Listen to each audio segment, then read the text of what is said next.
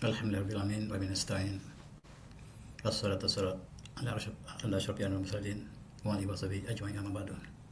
Alhamdulillah, pada pegawai kementerian kerja raya sekalian, muslim-muslimat yang diberkahi Allah sekalian, alhamdulillah dalam kesempatan kuliah Zuhur kita bincangkan tiga kota, iaitu Tabuk, Madian dan Neom. Sebelum kita pergi jauh, marilah kita mulakan dengan ayat surah Rum. A'udzubillahi minasyaitonirrajim. Bismillahirrahmanirrahim. Alif lam mim. Ulabatir rum fi anal adhum min ba'dihim salibun fi badrin sinin sabun azim. Alif lam mim. Ulabatir rum. Rum telah dikalahkan. Rum dikalahkan pada tempat yang paling rendah di dunia. Dan selepas mereka dikalahkan, mereka akan menang kembali dalam beberapa tahun. Kisah ini adalah kisah peperangan antara kerajaan Rom dan kerajaan Persia. Kerajaan terbesar ketika zaman Rasulullah di kiri kanan, utara barat. Dan ketika itu Rom telah dikalahkan oleh Persia. Dalam tafsir dikatakan bahawa umat Islam merasakan begitu sedih kerana sekurang-kurangnya Rom, walaupun mereka mengikuti agama yang telah diubah, tetapi mereka percaya bertahan. Sedangkan Parsi ialah kaum yang musyrikin, yang menyembah selain pada Allah. Dan oleh sebab itu umat Islam terasa duka cita dengan kekalahan tersebut. Tetapi Allah memberikan janji bahawa Rom akan menang kembali.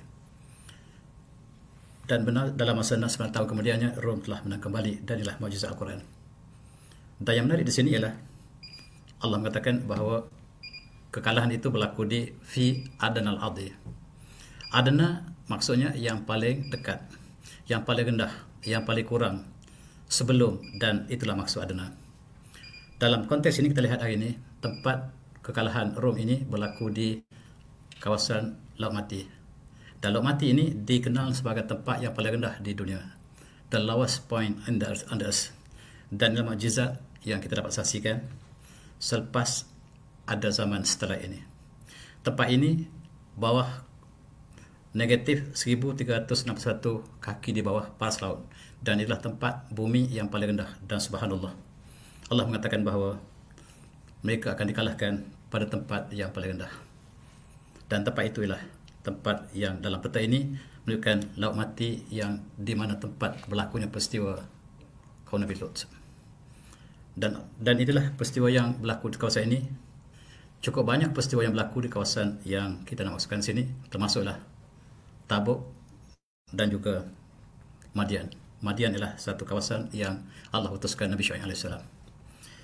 Dan inilah pemandangan satelit untuk menunjukkan bahawa tempat yang paling rendah di atas muka bumi, fi adnal ardi. Dan dia adalah tempat di Laut Mati. Dan kita lihat bagaimana kawasan ini Allah telah musnahkan disebabkan perbuatan kaum Lut yang telah menyimpang daripada naluri manusia. Dan kesannya masih kita dapat saksikan hari ini. Selain pada itu, kita lihat apabila Rom telah menang, selepas mereka kalah, mereka telah mengalahkan Parsi sekali lagi. Dan rajanya bernama Hercules. Hercules bernazar sekiranya dia dapat mengalahkan Parsi, dia akan menunaikan haji. Dan dia telah bertolak bukan dengan kuda tetapi dengan berjalan kaki. Nazarnya untuk menunaikan haji dengan berjalan kaki. Satu lagi perkara yang berbeza dengan apa yang sebenarnya. Haji ialah dilakukan oleh Nabi Ibrahim AS di Mekah. Allah peruntukkan haji di Mekah, tetapi mereka telah tukar Mekah kepada Beersheba. Dan mereka juga menukar bahawa Nabi Ismail AS yang dikorbankan oleh ayahandanya, tapi Allah telah selamatkan dengan Bizr bin Hazim. Mereka mengatakan bukan Nabi Ismail tetapi Ishak.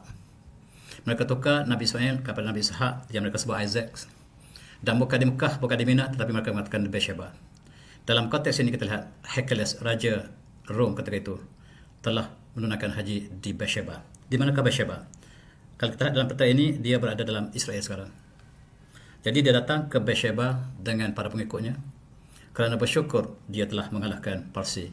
Dan ini juga umat Islam juga tukar bergembira kerana sekurang-kurangnya orang yang menyembah Tuhan telah mengalahkan orang musyrik sepenuhnya. Dalam konteks ini kita lihat sejarah baginda Rasulullah. Rasulullah ketika akhir hayat baginda, selepas pembukaan Mekah, Rasulullah mengutus surat kepada pembesar dunia, termasuklah kepada Hercules ini. Sahabat besar Rasulullah bernama Dihyah Al-Kalbi telah diutus sebagai wakil bagi Rasulullah untuk sampaikan surat Rasulullah kepada Hercules. Hercules baru saja menentang Parsi, dan Rasulullah mengajak Hercules yang disebut di sini sebagai Hercule ataupun Hercules, mengajak Hercule untuk menerima Islam, dan surat itu dibawa oleh Dihyah Kalbi. Kebetulan Hercules baru sampai di Homs, iaitu di Syria. Rombongan ini, Dihyah Al-Kalbi, sampai ke surat ini kepada Hercules secara terus. Surat ini berbunyi seperti berikut. Gambar ini menunjukkan bahawa Rasulullah mengutus surat-surat ke bandar-bandar utama, termasuklah ke Yaman, termasuklah ke Parsi, termasuklah ke Rom, dan di antara yang kita ingin bincang inilah surat Rasulullah kepada Raja Hercules Rom. Ini surat yang disalin Rasulullah dalam bentuk tulisan yang ditulis oleh para sahabat untuk dihantar pada Hercules, yang berbunyi seperti berikut. Bismillahirrahmanirrahim. Dengan Allah yang Maha Pemurah lagi penyayang. Muhammadin Abdillah wa Rasulih ila Hercule Azim Rum. Surah ini daripada Muhammad, hamba Allah, Rasulnya, kepada Hercules, pemimpin Rom.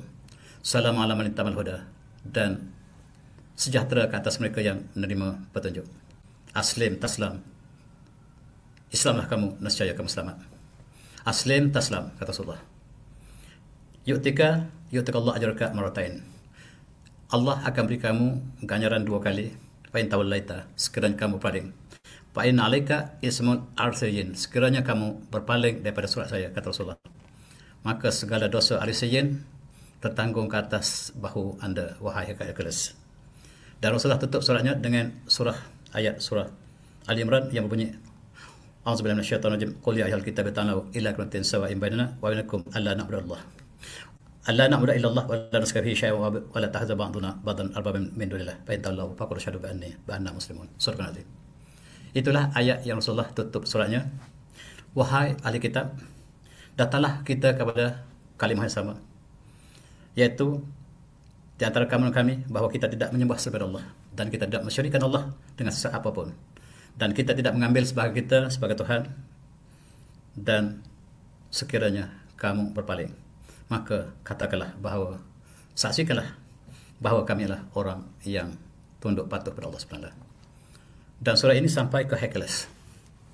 Hercules sangat kagum dengan surah ini, sebab telah lama dia menunggu Rasulullah, dan di dalam istananya di Homs terdapat gambar Rasulullah yang dia lukis daripada Bible.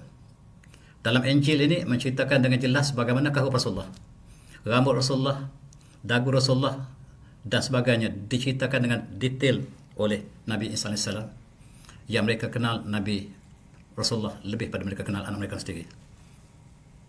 Dan apabila para sahabat yang membawa surah ini, mereka melihat gambar Rasulullah dalam istana Himsa, iaitu di Syria sekarang. Lalu itu gambar siapa? Dan inilah Nabi yang kami tunggukan, kata Hercules. Dan surah ini daripada Nabi yang sama. Lalu kita lihat Hercules sangat terharu dengan surah ini, sebab dia telah menunggu Rasul dengan begitu lama. Lalu dia mencari untuk bertanya pandangan kepada pemimpinnya. Pemimpin agamanya terbesar bernama Uranus, yakni Pope yang memerintah ketika Hercules. Wahai Paus, saya telah menerima surat daripada Rasul dan saya beriman kepadanya. Apakah pandangan kamu? Maka kata Paus, ya tuanku, itulah surat daripada Rasul yang terakhir. Oleh sebab itu tuanku harus beriman, dan saya juga beriman. Dan apabila keputusan daripada Paus telah diberikan kepada Hercules, Hercules membuat keputusan di istana Homs, sebagaimana yang diceritakan dalam hadis Imam Bukhari. Dalam hadis ini diceritakan selepas Hercules telah menerima Islam ataupun bercadang untuk menerima Islam atas cadangan daripada Pausnya, Paus Aronus tadi, maka dia memanggil seluruh pembesarnya dan masuk dalam istana, dalam dewan istananya. Istana ini berada di Homs, H-O-M-S ataupun Himsa. Apabila sampai seluruh pembesarnya, lalu pintu ditutup. Tak ada siapa yang dapat keluar dan tidak siapa yang dapat masuk. Saya ingin memberitahu satu perkara yang sangat besar, kata Hercules kepada pembesarnya. Saya menerima surat daripada Rasulullah. Suratnya mengajak saya untuk beriman dan saya beriman. Apa pandangan kamu? Lalu pembesarnya bangun dan ingin membunuh Hercules. Hercules dapat melihat bahawa dalam hadis ini dikatakan bahawa dalam kisah ini dikatakan bahawa Hercules sudah hampir pasti dia akan dibunuh oleh pembesarnya sebab beriman pada Rasulullah. Lalu dia segera bangun dan menenangkan keadaan sebagaimana cerita di sini. Ruduh yang lain, tenang, bertenang. Sebenarnya ini qatu maqalati anifan ikhtabar biha syadakum fi dinikum. Sebenarnya saya nak tes kamu je, saya tak beriman pun. Saya hanya tes kamu semua apakah kamu beriman sebab saya sebenarnya tak beriman, kata Hercules. Dia sudah hampir dengan sempadan Islam sampai dia sudah mengakui satu masa, tetapi dia telah menafikan selepas pembesarnya telah menafikannya. Peristiwa ini berlaku di Homs, Himso sekarang.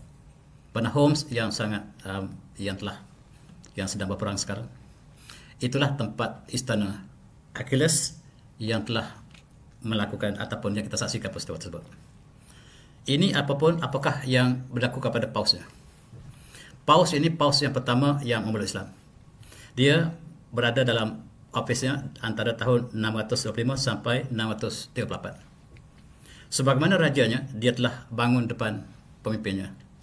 Di Vatikan, dia menyeru bahawa saya ingin menyaksikan bahawa surat yang tuanku telah terima, Raja Hercules kita, mengajak kita beriman dan saya mengucap asyhadu an la ilaha illallah wa asyhadu anna Muhammadar Rasulullah. Apakah yang berlaku? Terus dibunuh dan syahidlah Paus yang pertama. Ini Paus yang pertama yang beriman. Tetapi dalam sejarah Kristian, mereka tidak pernah nyatakan Paus atau Pope Honorius ini telah memeluk Islam. Mereka tidak pernah nyatakan. Dalam sejarah Islam, dalam sejarah yang berkaitan dengan Rasulullah, sirah menyatakan bahawa Paus inilah Paus yang pertama yang memeluk Islam. Sebenarnya ramai pemimpin Kristian yang memeluk Islam. Termasuklah Paul VI. Tuan-tuan cari siapakah Paul VI yang mati diracun pada tahun 1962 yang terakhir. Paus yang terakhir memeluk Islam. Dan setiap paus yang memeluk Islam mereka isytiharkan sebagai psycho, gila. Dan mereka tutup sejarahnya. Dalam konteks ini paus ini telah dibunuh. Dan mereka percaya juga Paus Paul VI juga dibunuh dengan arsenik. Itulah sejarah bagaimanakah mereka menyaksikan kebenaran. Sebab orang Kristian mengenali Rasulullah lebih daripada mengenali anak mereka sendiri. Apa yang saya ceritakan di sini ialah Hercules yang samalah berperang dengan Rasulullah dalam peperangan Tabuk. Dalam peperangan Tabuk, peperangan Rasulullah yang terakhir, ketika Rasulullah berusia 62 tahun, maka inilah peperangan Rasulullah terakhir, memerangi Hercules yang sudah hampir memeluk Islam tadi. Rasulullah memimpin sebanyak 30,000 tentera Islam, bertembung dengan 40,000 tentera Hercules. Hercules bersama dengan tenteranya telah bertolak daripada Konstantinopel menuju ke Madinah. Tetapi para sahabat Rasulullah dengan para sahabat mengatakan kita harus cut tentera Hercules supaya tidak sampai ke Madinah. Kita sekat dia di sebelum itu lagi. Lalu tentera Rasulullah berjalan jauh sejauh 600 km dan mereka berakhir di Tabuk. Tabuk yang kita menjadi tajuk pada perbincangan kita ini. Apabila sampai di Tabuk, Rasulullah berkampung di situ beberapa hari menunggu ketibaan tentera Hercules. Dan sebelum sampai ke Tabuk, Rasulullah sampai di Madain Soleh sebagaimana yang kita sebut dalam kuliah lepas barangkali. Madain Soleh inilah tempat kaum Samud yang Allah telah musnahkan.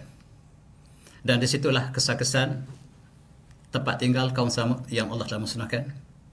Dan Rasulullah bersama dengan rombongannya sampai di situ. Hari sangat panas dan dalam surah At-Taubah diceritakan bagaimanakah periknya peperangan Tabuk yang sebahagian orang munafik telah tidak ingin keluar bersama Rasulullah sebab mereka mengatakan hari sangat panas. Dan kami takut untuk sampai ke Rom sebab orang Rom sangat cantik, alasan mereka. Oleh itu kami tidak pergi, kata orang munafik, dan itu diceritakan dalam surah At-Taubah. Apabila sampai di Madain Soleh, sebagaimana yang diceritakan di sini, orang munafik telah memberikan alasan sebagaimana dinyatakan surah At-Taubah, antaranya auzubillahi minasyaitonir rajim. Lau kana ardan qariban wa safaran qasidan la tabuk. Walakin ba'dat alamun syuqah. Wasallallahu billahi la wastatana la kharajna makum yuhlikuna anfusahum wa Allahu ya'lamu annahum lakazibun. Surah At-Taubah, surah Azim. Kata orang munafik tadi, kalaulah kami dapat ghanimah dalam peperangan yang akan berlaku ini, ataupun perjalanan ini perjalanan yang dekat, perjalanan yang mudah, tidak syokah, maka kami bersumpah kami akan bersama Rasulullah. Tetapi sebenarnya mereka berbohong. Mereka memusnahkan diri mereka sendiri, dan sesungguhnya Allah menyaksikan mereka lah berbohong. Mereka memberikan alasan bahawa kawasan ini kawasan yang sangat jauh, panas, dan Allah mengatakan neraka lebih panas. Itulah peristiwa mereka dengan Rasulullah, dan Rasulullah akhirnya sampai di kawasan Madinah Saleh. Di situ ada perigi yang digunakan oleh kaum Samud. Air masih ada, para sahabat mengambil air, dan ini gambar sekarang. Sama ada benar ini adalah perigi kaum Samud atau tidak, wallahu alam, tapi dipercayai lah perigi kaum Samud yang masih ada. Para sahabat mengambil air ini untuk minum dan untuk mengadun gandum yang mereka bawa sebagai makanan, sebab perjalanan sangat jauh dan sangat lapar. Dan Rasulullah melarang mereka. Dalam hadis yang diriwayatkan oleh Imam Bukhari, diceritakan anna Rasulullah sallallahu alaihi wasallam lama nazala Hijr fi ghazwah Tabuk, apabila Rasulullah sampai di Hijr, iaitu di Banu Sa'ih, Banu Saleh, ketika perang Tabuk, amrahum alla yashrabu min bi'riha, ya, jangan minum daripada periginya, jangan mengambil air daripadanya. Dan kata para sahabat, kami telah ambil air ini dan kami telah adunkan gandum untuk makanan kita. Rasulullah kata, curah semua air yang kamu ambil, dan gandum yang kamu adun itu berikan makan pada unta, dan mari kita keluar cepat-cepat, sebab kawasan ini kawasan adalah kawasan yang Allah telah musnahkan. Dalam hadis yang lain, Rasulullah menyebut, la takhulu ala haula mazabin, jangan, kenapa dia kata mazabin ini? La takhulu ala haula al-mazabin, jangan masuk ke orang yang diseksa Allah. Illa an takuna bakin, kecuali kamu masuk dalam keadaan menangis. Illa takuna bakin fala takhulu anhum, dan sekiranya kamu tidak menangis, jangan kamu masuk ke dalam kawasan yang Allah musnahkan. La yusibukum ma asabahum, supaya kamu tidak ditimpa musibah yang telah menimpa mereka. Ini pesanan Rasulullah kepada para sahabat. Dan untuk masuk kawasan tersebut harus masuk dengan cepat. Hari ini tuan-tuan, Madinah Saleh telah dijadikan tempat pelancongan. Mereka berpesta di sini. Mereka datang beramai-ramai di tempat yang Rasulullah minta supaya lalu dengan keadaan menangis.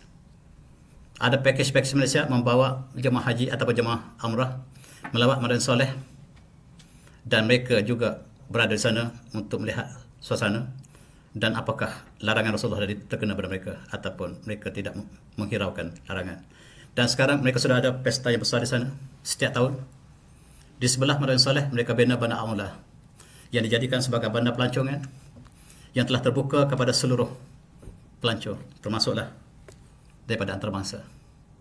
Walaupun Mekah dengan Madinah tidak boleh dimasuki oleh bukan Islam, tetapi kawasan Hijr ataupun kawasan Madinah Saleh ini terbuka kepada seluruh antarabangsa. Dan tuan-tuan, inilah yang sedang berlaku. Dan mereka telah membina sebuah istana yang besar di tengah-tengah Al-Ula ini, sebelah kepada Banu Sa'id, di sebelah kawasan Samud, bekas kaum Samud. Dan ini telah pecah rekod dunia, iaitu bangunan yang buat daripada kaca seluruhnya sangat hebat, mega. Barangkali inilah antara ajaib yang ke-8 dunia. Satu bangunan sangat besar daripada kaca seluruhnya, dan mereka sebut bangunan inilah Al-Maraya. Al-Maraya maksudnya cermin. Di sinilah mereka berpesta, mungkin masih sejuk. Ini gambar lama. Mau berpesta besar-besaran di sini, di tempat yang Rasulullah larang. Sekiranya kita lalu dalam keadaan menangis. Dan mereka telah mengadakan pusat ini di pinggir kota Samud ataupun Madinah Saleh, dan mereka lakukan berbagai-bagai pesta di sini. Dan kita lihat pemuzik yang terkenal dunia telah dibawa ke sini setiap tahun dan ketika. Biasanya mereka meraihkan pada bulan Januari, sebab bulan Januari lah bulan sejuk. Mereka ada pesta musim sejuk. Dan inilah yang sedang berlaku sekarang di kawasan yang dikenali sebagai kawasan Madinah Saleh. Dan mereka bina satu bandar khusus, Al-Ula namanya.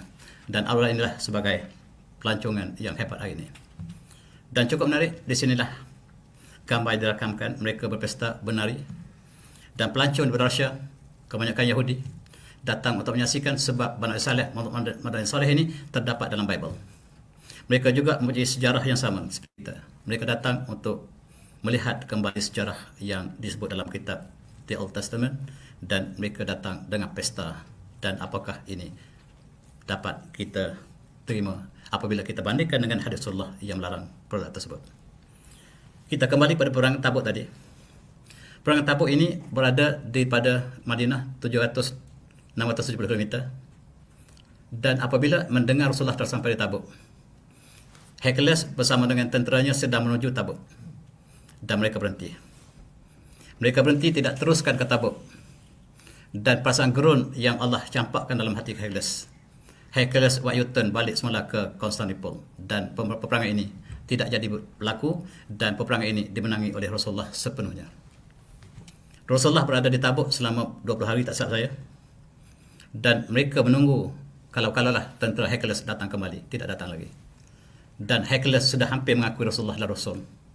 Tetapi oleh kerana dipengaruhi oleh pembesarnya, dia menolak, maka tahta menyebabkan seorang hilang pertimbangan untuk menerima kebenaran. Itulah sejarah yang kita ingin sebut. Dan di sini masih ada masjid tempat Rasulullah bersolat bersama dengan para sahabat di Tabuk beberapa hari. Di tempat itu telah dibina masjid yang besar sekarang. Tuan-tuan yang melawat Tabuk, bolehlah singgah di masjid ini untuk menyaksikan. Di sinilah tempat Rasulullah bersolat dalam masa Rasulullah tinggal di Tabuk menunggu tentera Hercules. Dan sekarang telah dibina masjid yang mega sebagai satu tanda bahawa di situlah pernah Rasulullah jadikan masjid. Ada satu perkara yang cukup menarik berlaku di Tabuk untuk saya kongsi dengan tuan-tuan sekalian. Hadis yang panjang ini diriwayatkan oleh Imam Muslim. Ceritanya Rasulullah apabila berada di Tabuk menjamakkan antara solat Asar dengan Zuhur, Maghrib dan Isya beberapa hari. Dan kemudian Rasulullah tidak ada air ketika itu. Pada petang, satu hari petang, Rasulullah menyebut kepada para sahabatnya, "Innakum satu ghadan insyaallah aina Tabuk." Hari ini kita tidak air, esok insyaallah kita akan temui mata air di Tabuk. Sesiapa yang temui sampai ke Tabuk, jangan guna air itu sehingga saya datang, kata Rasulullah. Jangan siapa yang menyentuh air tersebut. Kamu boleh pergi dulu dan cari air itu, kamu akan temui esok. Dan para sahabat sangat dahaga sebab air tidak ada ketika itu. Dan esoknya mereka telah menemui air itu. 2 orang telah temui awal. Mereka telah menggunakan air tersebut. Akhirnya Rasulullah sampai. Rasulullah tanya, ada siapa yang menggunakan air yang saya telah larang semalam? Kami, ya Rasulullah. Kami tak tahu larangan Rasulullah. Rasulullah dalam hadis ini telah marah pada sahabat tadi. Sebab Rasulullah mengatakan, biar saya yang gunakan air dulu. Air ini sangat sedikit. Dikatakan qalilan, sedikit sangat. Lalu apa yang Rasulullah lakukan? Ambil satu bekas. Dan diambil air itu dengan tangannya. Sikit demi sedikit masuk dalam bekas. Rasulullah ambil dan basuh tangannya. Dan basuh mukanya. Kemudian masuk balik air ke dalam bekas yang tadi. Air keluar memancut daripada tangan Rasulullah. Subhanallah. Inilah mukjizat Rasulullah. Air ini paling mulia di atas muka bumi. Air yang keluar daripada jari Rasulullah. Dan para tentera seramai 30,000 orang. Dalam hadis ini dikatakan tentera menggunakan air daripada yang sedikit tadi. Air yang sedikit tadi cukup untuk seluruh tentera. Subhanallah. Mukjizat yang disaksikan oleh para sahabat. Tetapi ada satu mukjizat yang kita saksikan dalam peristiwa ini. Selepas itu Rasulullah memanggil sahabatnya bernama Mu'az bin Jabal. Dan dia berkata pada Mu'az, ya Mu'az, in talat bika hayatun an tara ma hauna qad mulia jinanan. Wahai Mu'az, sekiranya usia anda panjang, nescaya anda akan lihat di sini tempat saya berdiri sekarang akan dipenuh dengan pohon buah-buahan yang banyak. Ketika itu padang pasir yang tandus. Tetapi Rasul mengatakan, in talat hayatun bika an ya Mu'az an tara ma hauna qad mulia jinanan. Di sini akan dipenuhi oleh kebun. Sebab jinanan ni kebun-kebun berbagai. Kalau jannah, kebun. Kalau jannatun, kebun-kebun. Jinan, kebun. Subhanallah. Tabuk Rasulullah mengatakan kepada sahabat bahawa di situ akan bertukar menjadi kebun yang sangat luas. Subhanallah, kita saksikan hari ini.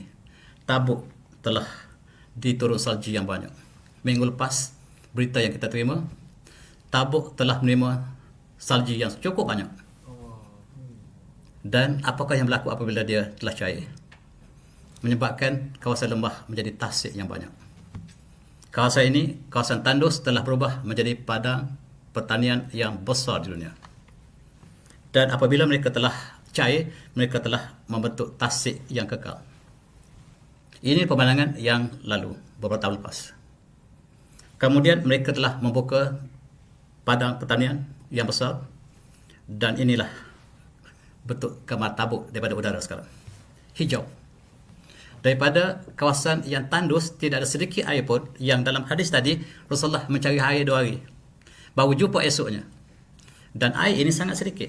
Hari ini tuan-tuan lihat, telah menjadi hijau. Ini bandar Tabuk. Dan Rasulullah bersabda dalam hadis yang lain, lan taqum as-saah hatta tahun al-Arabi murjam wa nahara, atau kama qala surah, ataupun rawahu Muslim. Rasulullah mengatakan bahawa tidak berlaku hari kiamat sehingga bumi Arab, bukan saja Tabuk, seluruh bumi Arab akan bertukar menjadi padang yang penuh kehijauan, merujan, rumput yang hijau, tumbuhan yang hijau, wa nahara, dan sungai-sungai yang mengalir. Sekiranya itu berlaku, maksudnya menjelang hari kiamat. Dan sekarang telah berlaku hijaunya. Dan sungai juga telah mengalir di celah-celah kehijauan ini. Dan kita saksikan mukjizat yang kedua ini. Adapun air yang memancar tadi, para sahabat yang saksikan. Dan separuh daripada hadis ini kita yang saksikan. Kita yang hidup zaman akhir ini menyaksikan bahawa kawasan Tabuk, kawasan yang telah menjadi hijau, penuh dengan anak sungai. Dan ini subhanallah, minggu lepas berita yang kita terima daripada Tabuk, turun hujan, turun salji yang sangat tebal. Dan tuan-tuan, satu syarikat yang bernama Tabuk Agricultural Development Corporation Company telah membuka satu ladang yang terbesar di dunia. Luasnya 1.4 juta hektar. Satu kawasan yang lebih luas daripada prairie di Amerika. Lebih luas daripada Perancis. Kebun yang terbesar berada di padang Arak di Tabuk sekarang. Dan hadis Rasulullah mengatakan, yushik, ya mas, intalat hayatun bika antara ma hahuna qad maliajinanan. Kita saksi sekarang, wahai mas, sekiranya usia anda panjang, di sini anda akan dapat lihat penuh dengan kebun buah-buahan. Dan hari ini kita lihat, ini kebun zaitun, dan buah-buahnya cukup manis. Ini buah tin yang ditanam di syarikat Tabuk Litamiyah Az-Zura'iyah, dalam bahasa Arabnya syarikah At-Tabuk At-Talmiyah Az-Zura'iyah. Dalam bahasa Inggerisnya TEDCO, Tabuk yang sebut tadi, Tabuk Agricultural and Development Corporation. Bacanya TADCO, TEDCO, bukan Tesco, TEDCO. Kalau kita pergi ke Mekah, kita lihat buah-buah anggur yang segar dalam pek tu, di atas itu tulis TEDCO, itu daripada Tabuk. Inilah padang pertanian terbesar dunia. Kenapakah tak pernah disebut berita ini dalam negara kita? Kenapakah tidak ada package umrah pergi melawat sini untuk menyaksikan mukjizat Rasulullah? Kalau ada package suruh nak buat, kementerian nak buat, bolehlah jemput saya sekali. Kita nak saksikan mukjizat Rasulullah yang berlaku pada masa kita. Bukan berlaku pada masa sahabat. Pada masa sahabat, bulan terpecah berlaku pada sahabat, kita tak lihat. Dan sekarang kita lihat kawasan Tabuk yang Rasulullah sebut bakal menjadi kebun buah-buahan, buah tinnya, buah peachnya, besar pada buah yang ditanam di Eropah. Sangat menakjubkan. National Geographic yang sangat terkenal membuat dokumentari berkait dengan pertanian dan sebagainya, tak pernah keluar dalam TV sebab tidak menguntungkan mereka. Apa yang National Geographic buat, apa yang menguntungkan mereka dan menjatuhkan Islam. Apabila mereka melakukan peristiwa yang berlaku di Afghanistan, mereka tunjukkan keganasan Islam. Tetapi sekarang mukjizat Rasulullah mereka tidak tunjukkan dalam National Geographic. Yang perkara ini bukan berlaku hari ini, telah berlaku beberapa tahun lepas. Dan buah-buah anggur, subhanallah. Inilah yang kita makan apabila kita pergi umrah. Tetapi kita tak tahu itu daripada Tabuk. Bukan import daripada Eropah, tidak. Bukan daripada Mesir, bukan. Ini daripada Tabuk. Kenapa Mekah tak beritahu pada kita? TEDCO, dia tak tulis Tabuk tu, tulis TEDCO. Maksudnya tak tulis nama penuh. Dan tuan-tuan, subhanallah, dan sekarang Zaitun, mereka telah buka satu kawasan yang besar di tengah padang pasir yang telah berair, ada air. Rupa-rupanya padang pasir ini bukan tandus. Dia tidak ada pokok sebab tidak ada air. Bila ada air, dia keluar pohon yang sangat-sangat subur.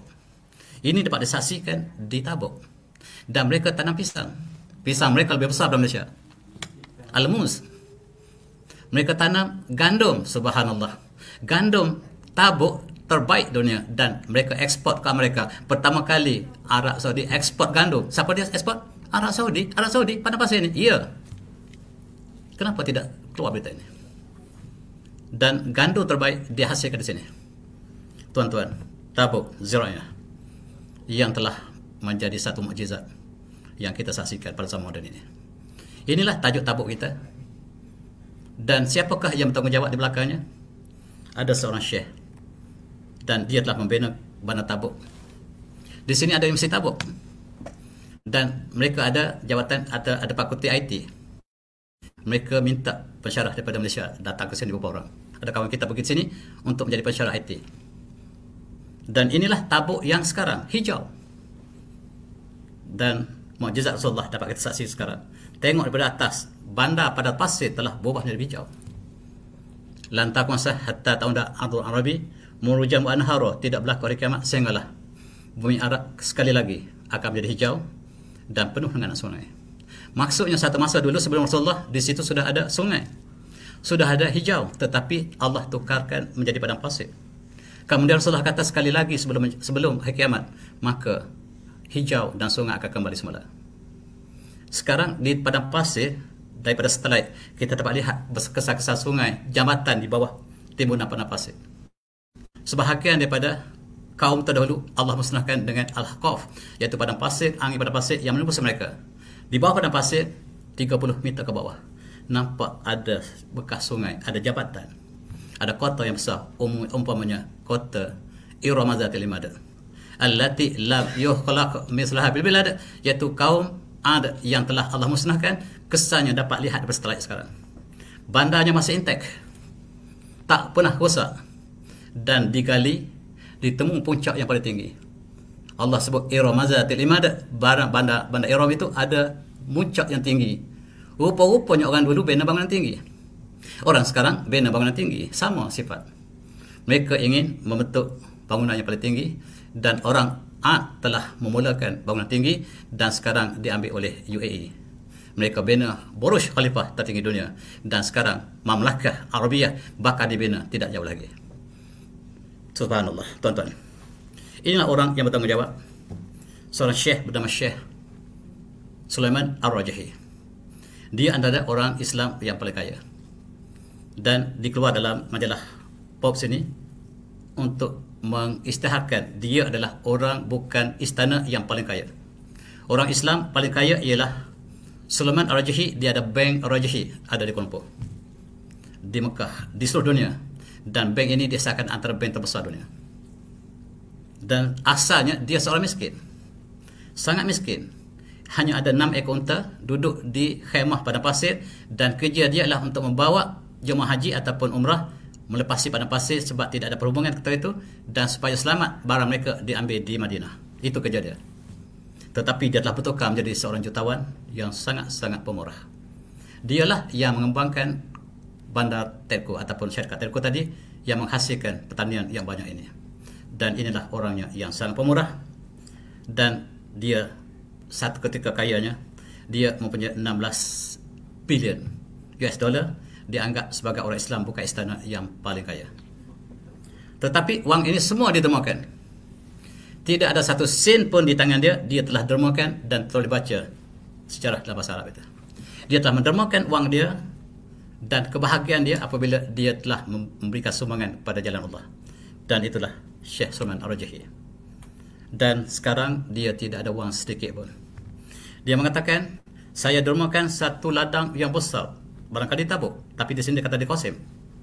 Satu ladang kelapa sawit, bukan kelapa sawit, tamat macam kelapa sawit apa, yang mempunyai 200,000 kurma batang tamat, yang mengeluarkan setahun 10,000 tan.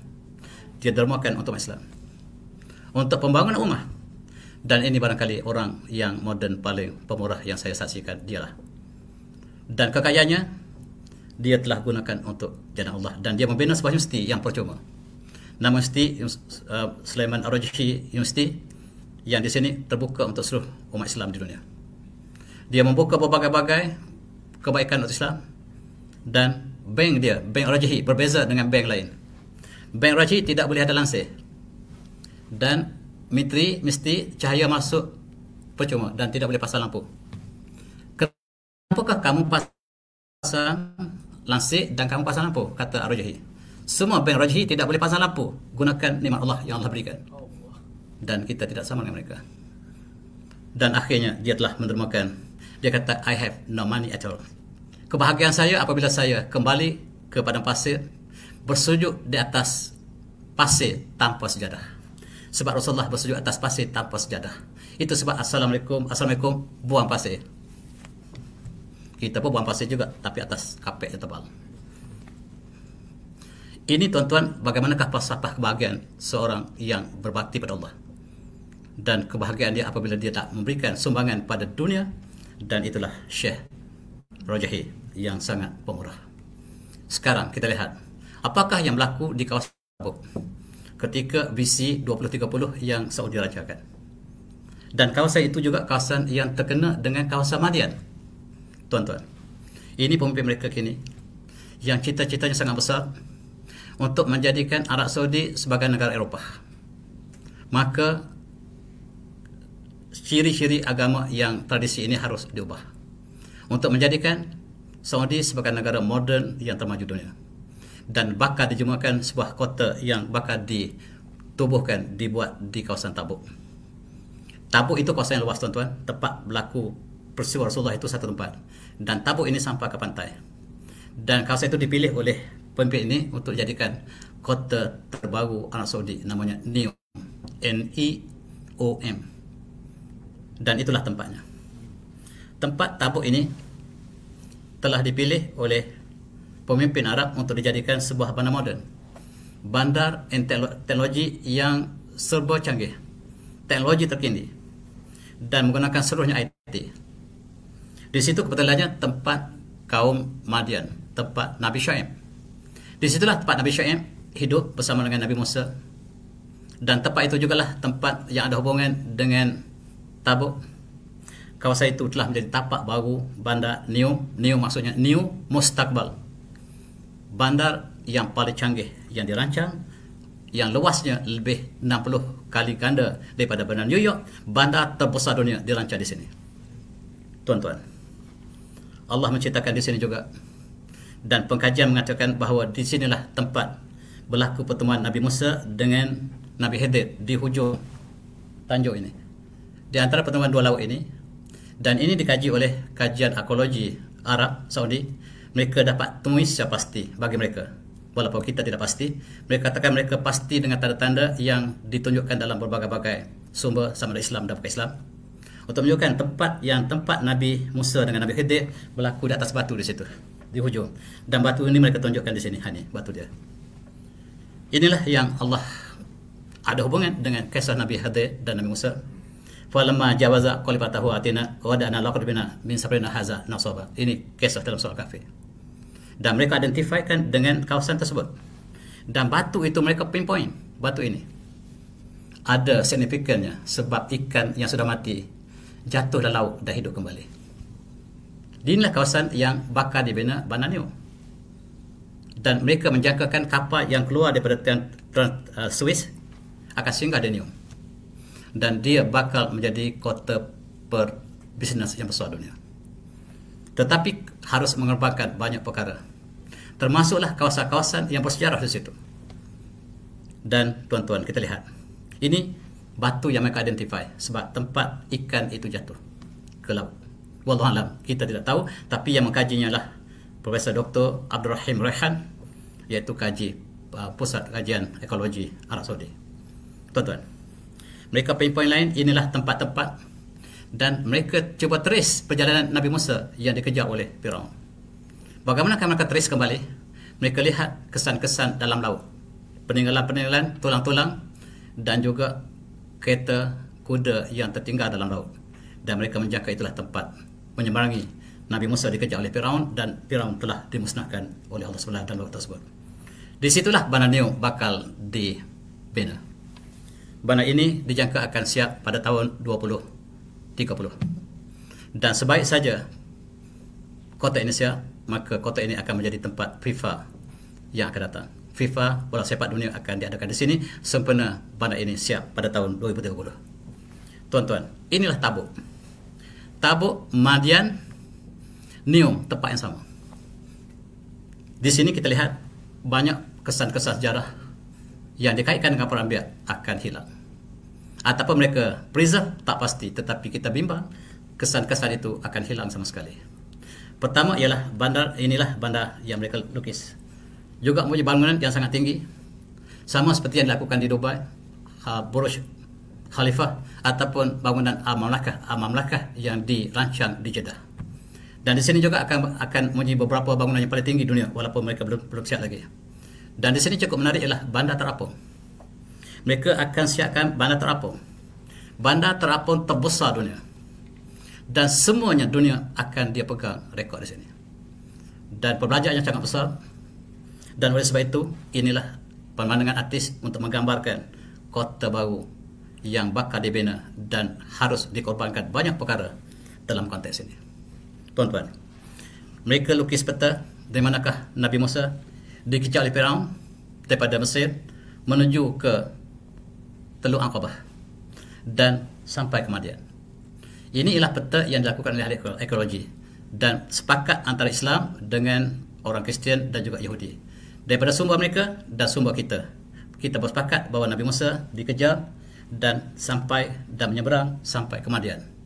Di situ Nabi Musa pernah tinggal di situ.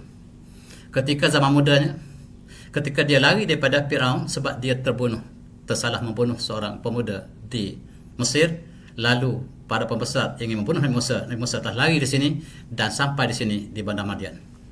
Di situlah dia berkahwin dengan puteri di situ. Dan kesan laut yang kita lihat di kawasan yang mereka tanda ini, terdapat kesan-kesan tulang dan berbagai. Termasuklah roda yang mereka jangka digunakan oleh Firaun sebab dia sangat special. Inilah di antara roda kereta yang mereka jangka digunakan oleh Firaun sebab gambar Firaun mereka menggunakan kuda ini. Firaun selalu di piramid menggambarkan kuda inilah digunakan oleh Firaun. Dan mereka temui yang serupa dalam laut. Mereka jangka inilah yang dimasukkan walaupun kita tidak pasti. Di situ dapati banyak tulang-tulang yang berselatkan. Tulang kuda, tulang manusia.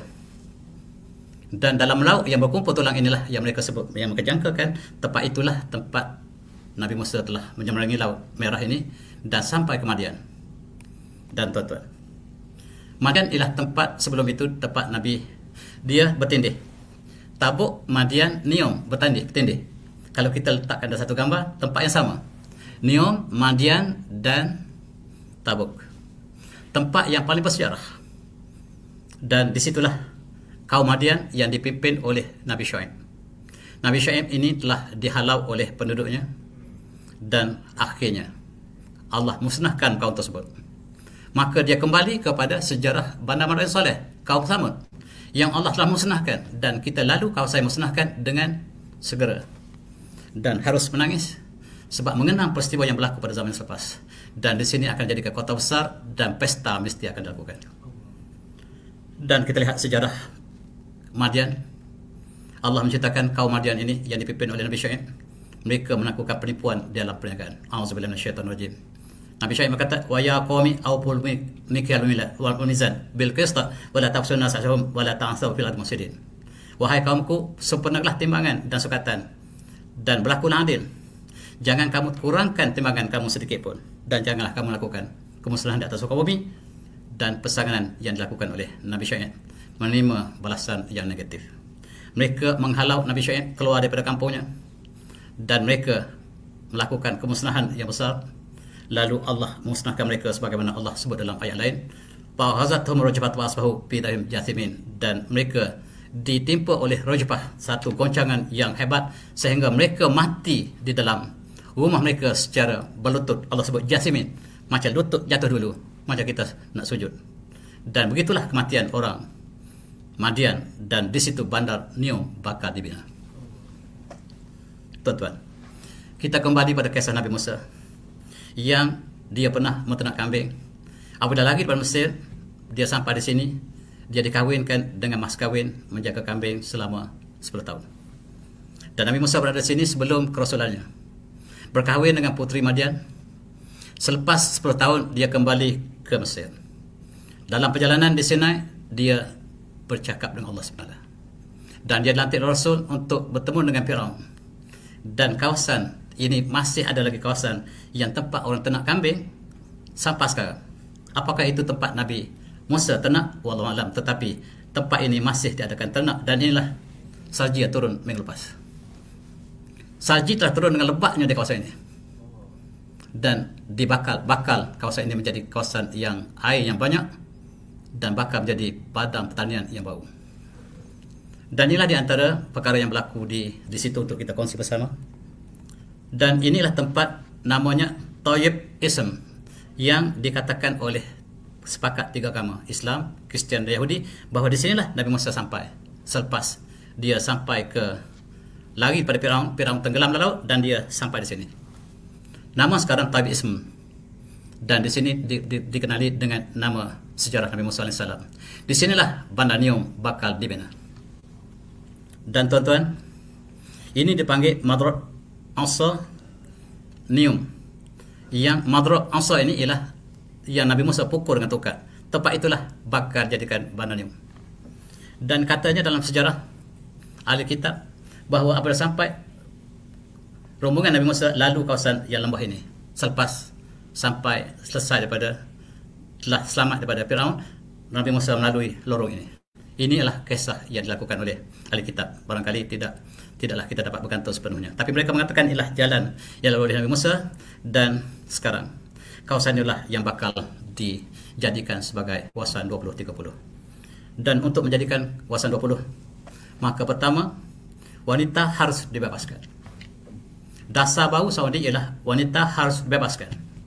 Selama ini setiap wanita harus pakai abaya, warnanya tak boleh selain hitam, dan mesti berniqab. Sekarang niqab boleh dibuka, boleh selahkan wajah anda punya wajah yang cantik. Tunjukkan kepada dunia bahawa Saudi, wanita Saudi sangat cantik. Putera mahkotanya memberikan isyarat bahawa kita harus bebaskan wanita yang ditutup seperti ini. Untuk membina bandar yang moden, harus manusia yang moden. Dan inilah cabaran yang besar apabila kita bandingkan dengan kehidupan umat Islam. Dan mereka telah membenarkan wanita untuk menonton bola sepak. Dan pertama kali ini, gambar pertama kali wanita dibenarkan bercampur dengan lelaki yang bukan mahram menonton bola sepak antara Saudi dengan pasukan lain, yang dalam persoalan ini Saudi telah kalah. Tuan-tuan, Saudi juga telah membentuk satu pasukan bola sepak wanita hebat. Walaupun tidak pernah kita dengar lagi, tetapi pasukan ini juga mempunyai nama di dunia. Bukan saja Eropah ada pasukan bola sepak wanita, tetapi Saudi harus ditonjolkan wanitanya. Dan hotel boleh dikongsi yang bukan mahram. Ini ialah di bawah kawasan 2030. Dan pelancongan harus dibuka seluas-luasnya. Ini ialah gambar di Madon Saleh. Dan Saudi halal night club setelah dibuka sebagai persediaan untuk memajukan bandar Nium. Dan pertama kali kelab malam dibuka di Jeddah, dan mereka berpesta berbagai-bagai. Dan mereka juga mengadakan satu upacara yang mereka panggil White Saudi Dance and Night Club. Tetapi mereka isytiharkan night club ini halal sebab tidak darat, tetapi pencampuran wanita dengan lelaki dibenarkan. Dan ketika kita menyambut bulan lepas Maulid Rasul, mereka tidak sambut Maulid di sana, tapi mereka ganti dengan Symphony Riyadh Season 2021. Di situ dihadiri oleh 2,500 penonton, lelaki wanita bercampur buat pertama kali, dan abaya dibuka. Dan tidak sebagai itu saja, mereka telah melangkaui daripada nilai-nilai yang dijaga sejak daripada Rasulullah. Wanitanya sangat dijaga, tetapi telah mulai tahun 2021 ini mereka telah membuka dengan berbagai pesta sun, sea and opposite sex, barangkali LGBT maksudnya. Dan inilah untuk persediaan pembukaan kota New yang sangat moden ini. Apakah dia bakal menjadi bandar sebagaimana bandar-bandar lain yang Allah telah musnahkan oleh pada masa dulu. Dan inilah gambar terakhir barangkali saya tunjuk pada hari ini. Jeddah telah ada begini. Telah dibenarkan selama ini pelakaiannya mesti berdekap dan telah dibenarkan pertama kali di Jeddah. Termasuk pantai di berhampiran dengan Masjid Terapung Jeddah. Kalau kita pergi umrah, kita singgah selalunya di Jeddah, Masjid Terapung. Di situ juga telah ada pesta. Dan inilah di antara yang baru. Apakah sebab kita harus sebut kali ini? Sebab bumi Arab ialah bumi Al-Haramain. Di situ ada Makkah dan Madinah. Dan kita umat Islam yang selalu ke sana, dan kita bersama. Haramain adalah kita punya jantung dan perasaan. Dan tuan-tuan, untuk merealisasikan wawasan visi 2030, maka kalau kita pergi ke Mekah, sebelum sampai Mekah dia ada tulis Muslims only. Maksudnya orang bukan Islam tidak masuk. Sekarang telah di remove, telah dibuang. Dan masuk Madinah juga sudah tidak ada lagi. Al-Muslimin faqat, Muslim only, tidak ada lagi, dibuang. Ini gambar terakhir. Apakah maksudnya? Apakah ini maksudnya dasar baru untuk menjadikan Saudi sebagai bandar yang moden dunia, standing dengan bandar Eropah? Dan kata-kata itu tuan-tuan, saya sudahi dengan wabillahi taufiq. Assalamualaikum warahmatullahi wabarakatuh. Tasbih sallallahu alaihi wasallam.